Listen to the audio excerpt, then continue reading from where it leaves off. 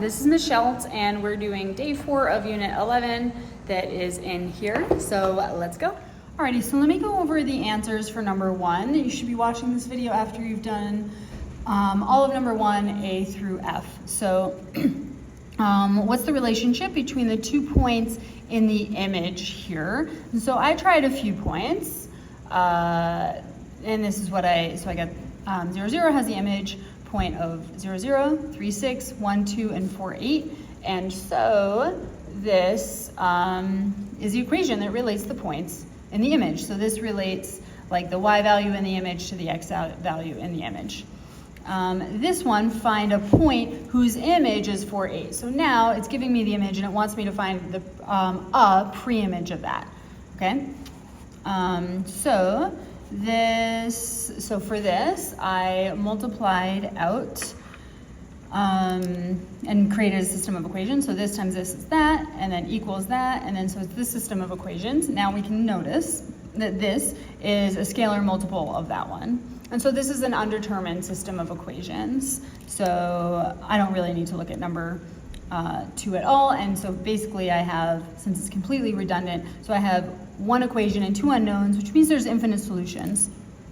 So I said x equals anything, like this is 0.11, which I plugged in for 1, I solved for y, and I got 1. I did that here, so I was like, what if x is 2? And then I plugged in and I did 4 minus 3 times what I plugged in for, which is -2. I tried 3, 4 minus 3 times 3 is that as a y value, and then this.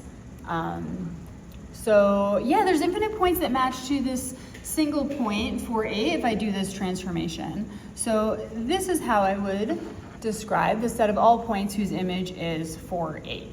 Now what does this mean? All right, simply put, this transformation is a projection.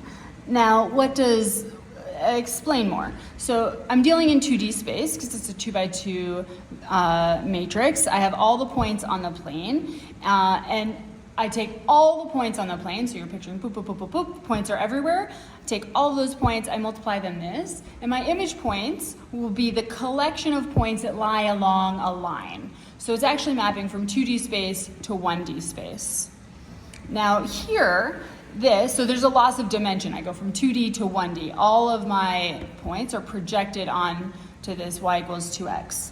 But there's not like we've done a projection onto axes in which things shrink sort of along a vertical line to shrink up to the axis to project onto the axis. But here it's like a diagonal projection gets to a point. So here, if I want all the points, so I'm still in 2D space, so you're picturing a plane, but I say, what's the set of all points whose image is 4, 8? So that means if I picture this line, -3x plus 4, all of the images along that line, now I'm within a plane, but all of those points will map onto 4, 8. So this is a set of all points along that line that maps onto 4, 8. And this is again a loss of 1 dimension. So if I'm mapping onto a point which is 1D, which is 0D, excuse me, a point 0D, then it's coming from a 1D figure, so which is this line. So moving on to go over E, this is how I did E. I did a matrix justification where I said, okay, if there were a point, I would call it XY, and it would equal, I did the transformation image times XY would equal 9, 6, and then I know how to solve a system of equations using matrices, so that's the approach I took. So I RREF'd it, and I didn't even finish RREF'ing it until I got to this statement of a false, something that can't exist. So 0x plus 0y equals -12, no solution. All right, and I was trying to get to this row of zeros here because I knew that's how I would get no solution, so that's why I didn't follow the typical algorithm. I was just trying to get zeros here because I knew there was no solution, so that's how I got it. Okay, for F, definition of a null space, so you've read it here. This is a word definition. This would be sort of the mathematical translation definition. So this is what I'm trying to solve. I like solving systems using RREF. So this, I will let you look at this, how I did it. So this is the answer, all right? And then there's a non-matrix approach where I just solve a system of equations, and this would be that, okay?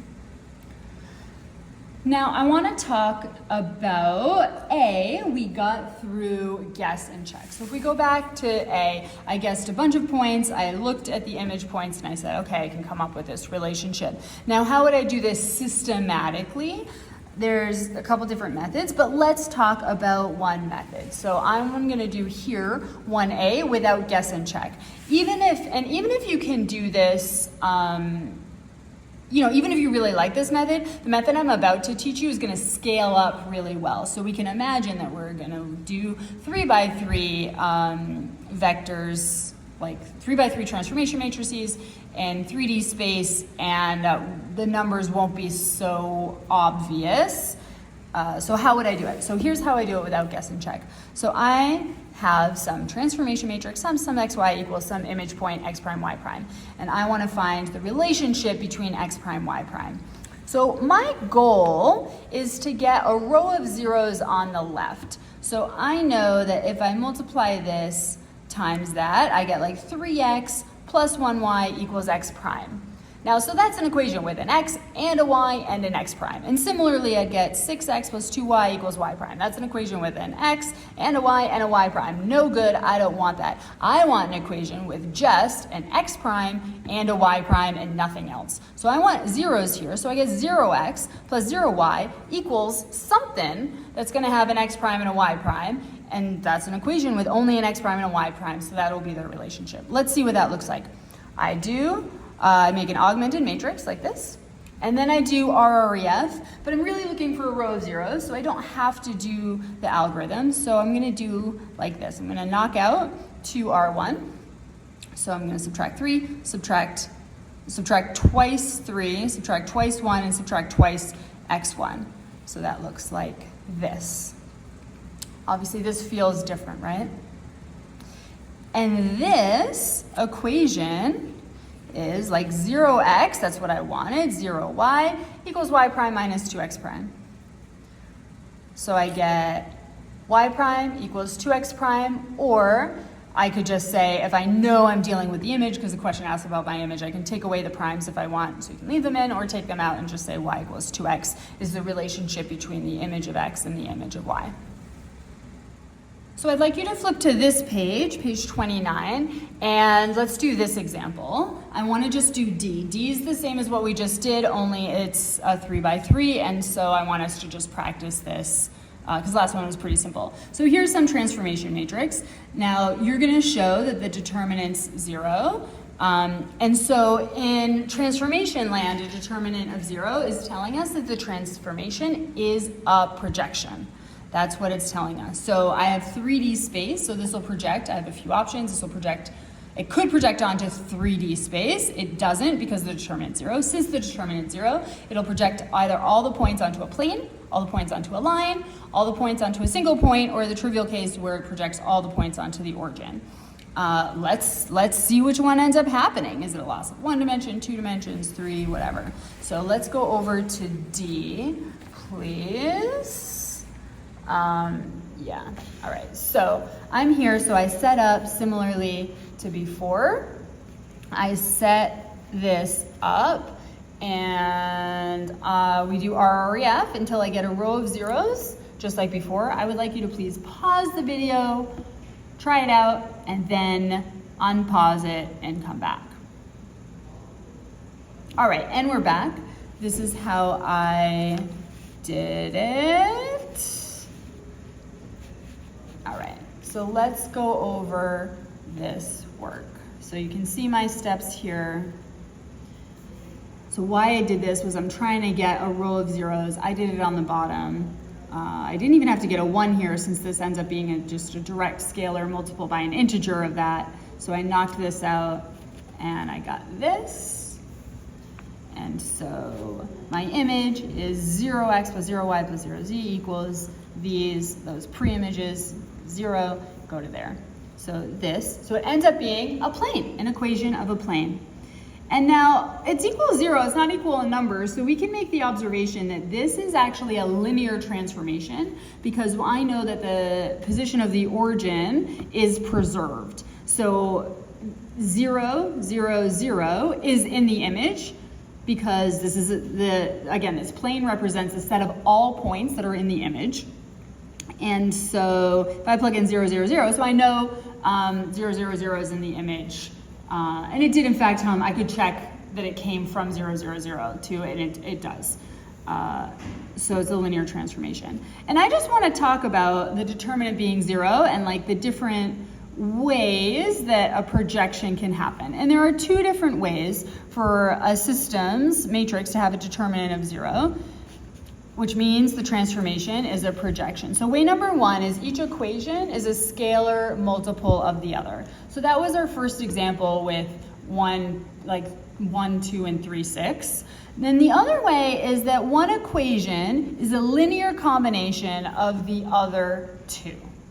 So this is a new word, linear combination, and it's going to come up in part C. I just wanted to introduce it here. So what does that mean, a linear combination? So let's say I take my equation of my plane.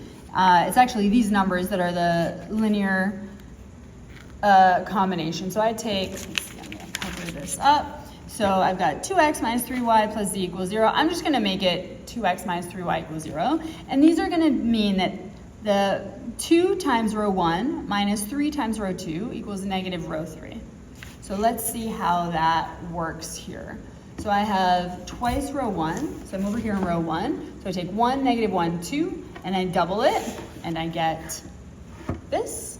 Boop, boop, boop. I take row 3, I multiply it by negative 3, so 3, 0, 1, multiply it by negative 3, okay?